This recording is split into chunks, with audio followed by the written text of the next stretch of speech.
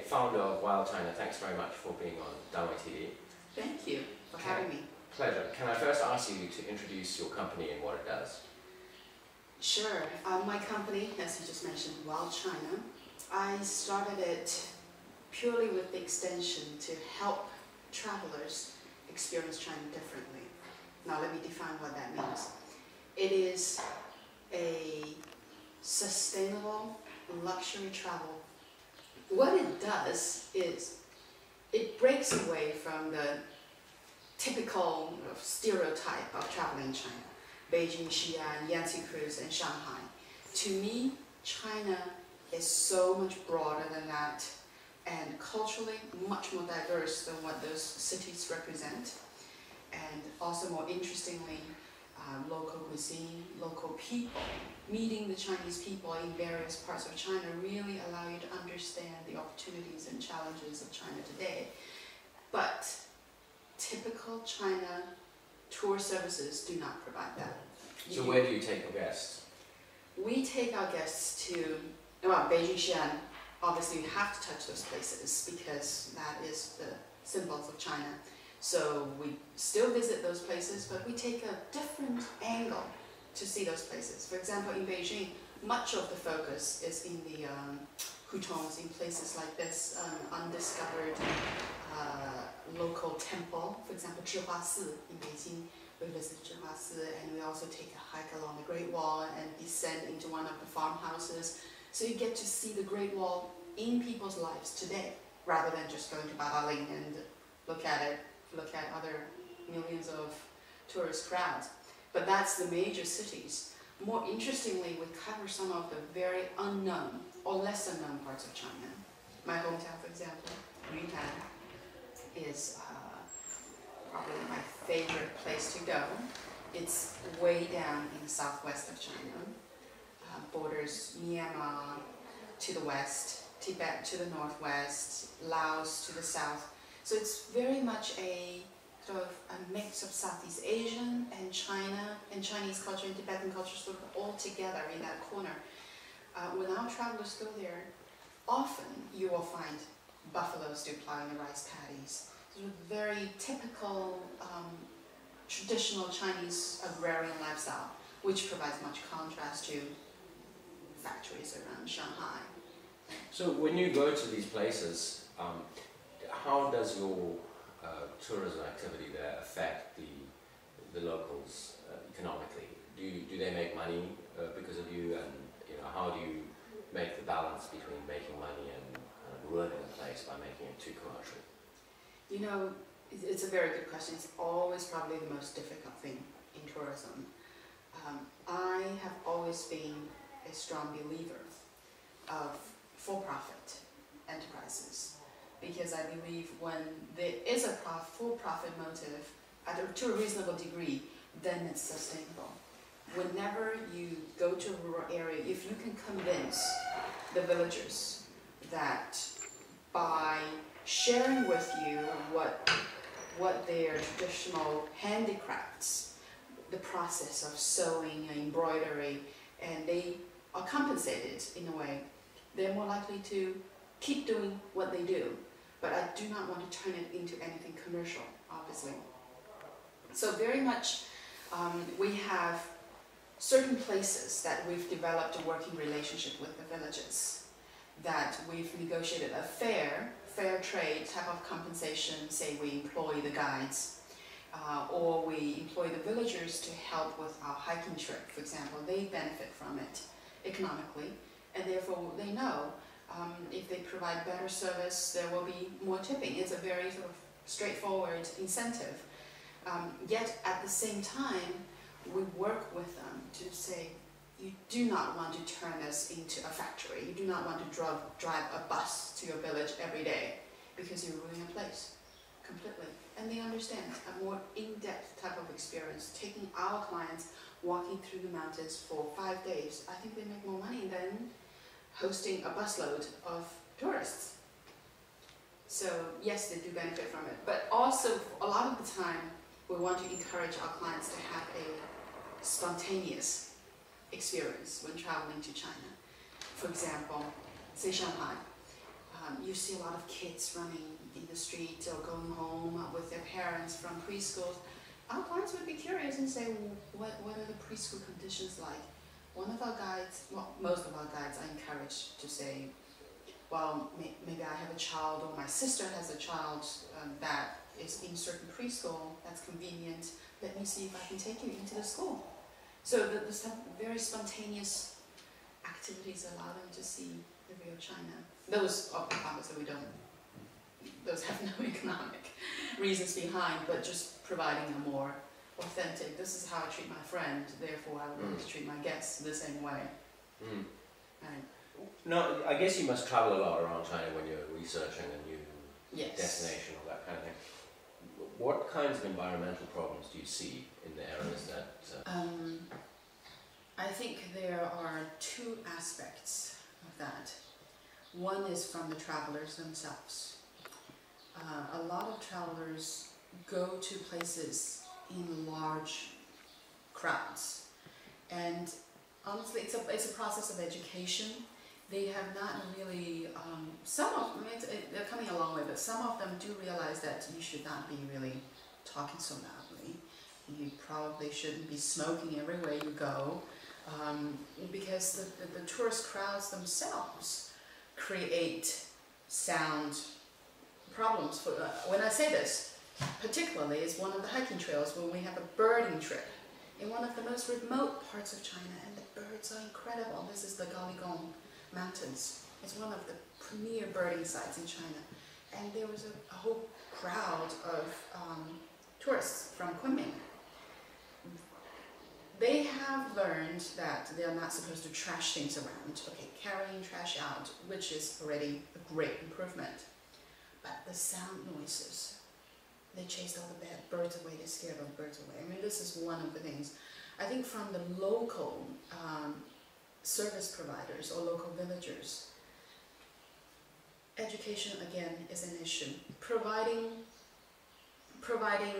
travel services, they know the most important thing is to create a very comfortable place for our guests to stay, or provide the best service they can. Say, for example, on a trail, they will carry all the food and supplies for you. But when you're done with the cooking or the eating, there are certain trash left over from packaging of food, etc. The local villagers would just say, let's burn them. This is their way of getting rid of trash. But if you end up burning all of that, what happens to the air? And so we have to educate our service team. No, you can't. You have to pack in and pack out everything possible. And this is a very slow, gradual process. And I think actually Chinese government has done a great job in educating the masses. For example, a lot of places you go, there are 2 different trash cans, one for normal trash, the other one for recycling. But nobody actually... But nobody uses that. Yeah, That's I know I don't, because I look in the trash can and it's the same stuff in both, so... So I think it's a matter of time and education. You first provide the 2 separate things, and then you have to really drill the message clear through. What do you expect people to do? What about like things that are not directly related to tourism? Like, I mean, when I walk in the mountains around Beijing, the thing I've noticed that seems to be the biggest threat against the natural environment is sort of wildcat quarries. Not actual mining, I don't think, but where people are digging out the side of the mountain to get either some kind of rocks or sand. Do you see that kind of thing, you know, in the forest in Yunnan? And how serious a problem is that kind of low-grade attack on the environment that's going on in kind of many parts of the countryside? That is one of the sort of, I think that's a much bigger issue, much bigger threat to the environment. One of the examples was just my recent trip to Zhongdian, Shangri-La. We drove from Shangri-La, Old Town, all the way, just 80 kilometers out, up this mountain. Incredibly beautiful rhododendron forests, flowers blooming, and glacier mountains in the distance. The kind of dream scenery you could ever imagine. There's a stream on the side, gushing down the mountain, and I looked at the water and said, it doesn't look exactly crystal clear. It looks a little bit green. So, but I didn't know what was driving that. And then we kept driving. Another hour later, the speed was very slow. So 80 kilometers took us 5 hours, back and forth, to and back. So an hour later, we came to this vast reservoir type of thing. It's a what they call in Chinese wei kuang. It's basically the leftover of a mining operation.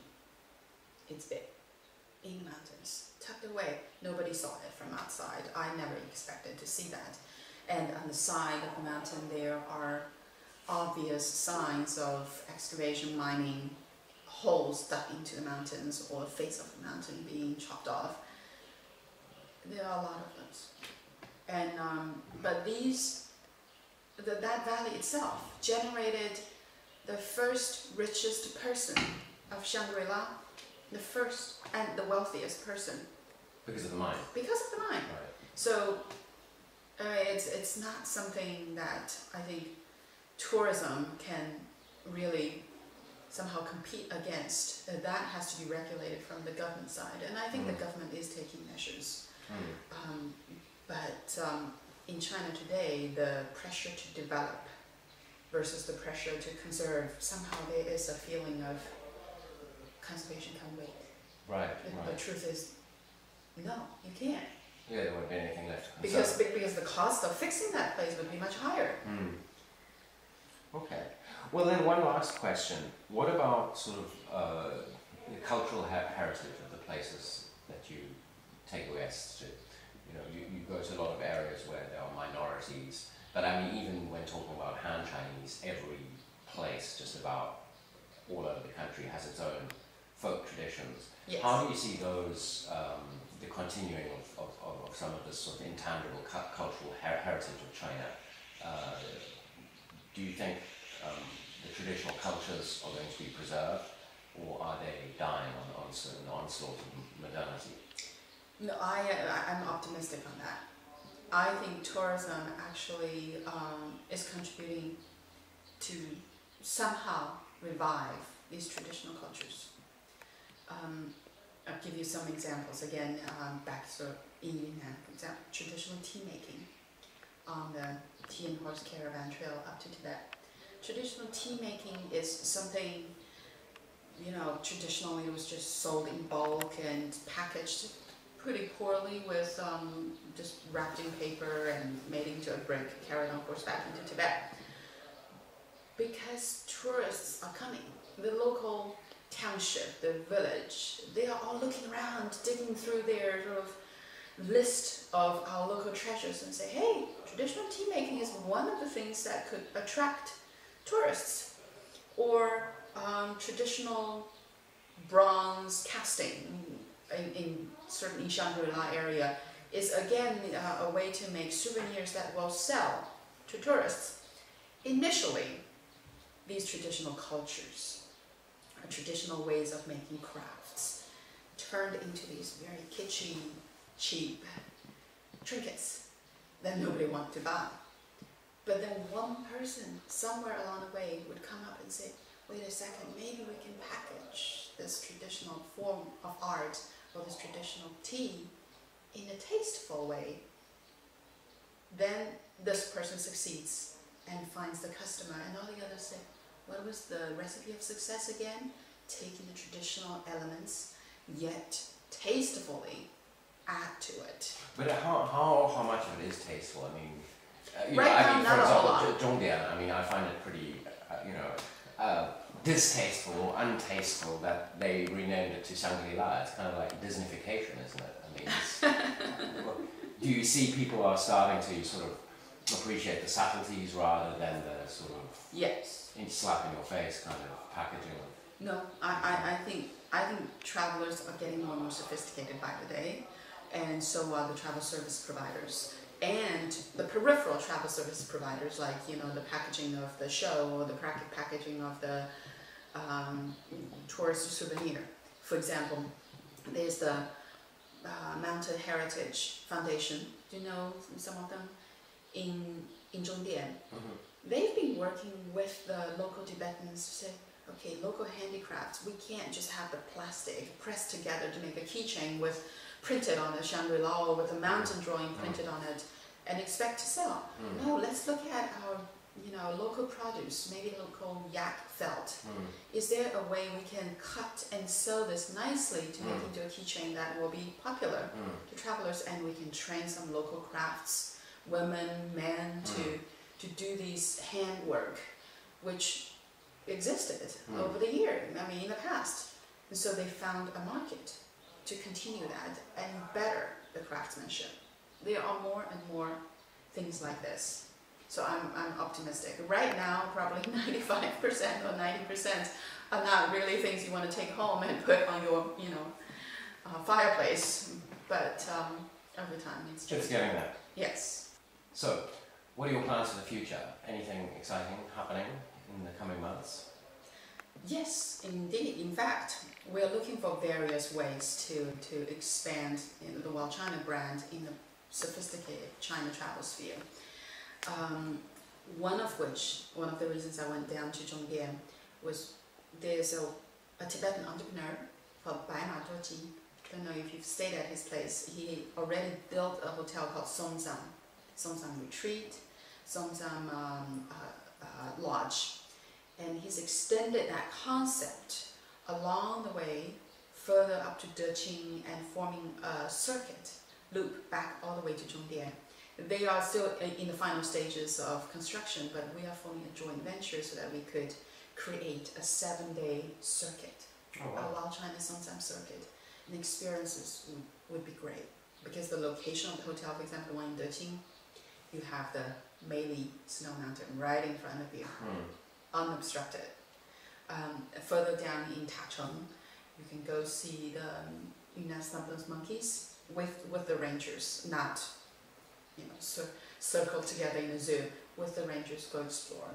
And in front of the guest house there, a large area of rice paddies because it's lower elevation, so you could see traditional ways of farming, etc. That's one of the things that's very exciting.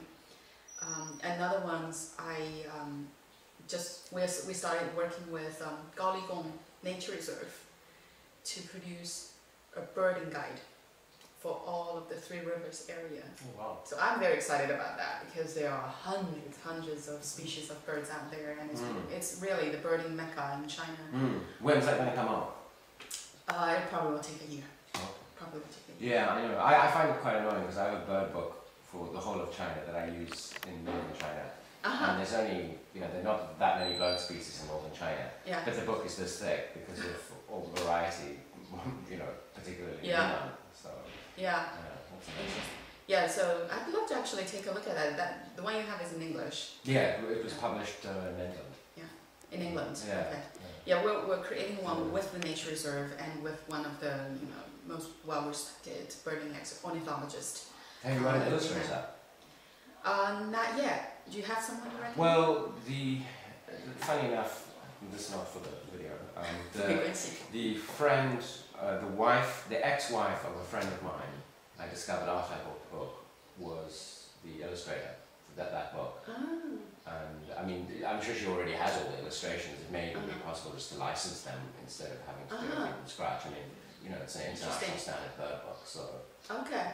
Yeah, if you can put me in contact, I'm looking for, you know, various help to push this up to the international level. Oh, that's fantastic. That's did really you know? Did fun. Alex tell you we also just launched a whole series of WildChina Touch iPhone applications? No. For travel. No, we have one for Shanghai Expo. Oh, okay. We have one for I think the Lama Temple. Like guides, sort of guides. Yes. Oh, wow. Actual site guide. Okay. Site guide. Is that, and are you giving those away for free as promotion, or is it? No, it's you're charging for them. We were charging for them. It's serious content that was poured over again and again. And how much are you charging per hour? I think some of them. The one for Shanghai Expo is probably $199, and some of the others maybe a bit more. Oh wow, interesting. Yeah. WildChina Touch. Okay, I'll look out for it. Anything else? That's pretty much it for now. There are some others that are in early stages. Zhang Mei, founder of WildChina, thanks very much for being on Danwei TV. Thank you very much.